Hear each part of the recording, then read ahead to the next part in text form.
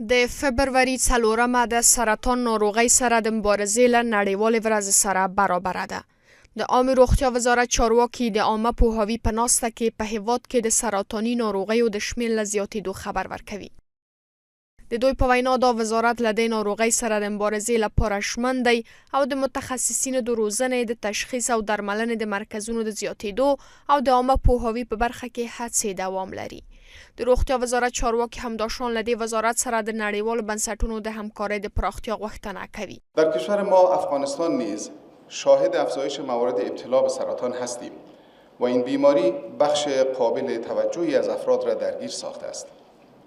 تشخیص به موقع، امکانات درمانی محدود و دسترسی نابرابر به خدمات تخصصی از جمله چالش‌هایی است که بیماران و نظام صحی ما با آن مواجهند. موږ هڅه کوو چې سرطان اړوند تخصصي روغتیايي خدماتو ته پراختیا ورکړو، د تشخیص او درملنې له ښه معیاري سیستم رامنځته کړو، د روغتیايي پرسونل ظرفیت او د عامه پوهاوي پروګرامونه په منظم او دوامدار ډول پلي کړو. یو شمېر مسؤلین هم د چاپیریال ککړتیا له نشهیي توکو کارونه او ناسالمه خواړه د دې ناروغۍ د زیاتېدو له اصلي لاملونو یادوي.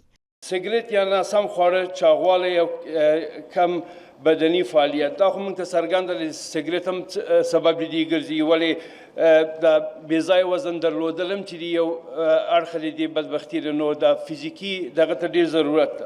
له بلې خوا د روغتیا نړیوال سازمان اساسي له عامې روغتیا وزارت په تیره بیا د روغتیايي ځواک د روزنې په برخه کې د دې سازمان له روزنیز او تخنیکي همکارۍ له دوام څخه ډاډ ورکوي.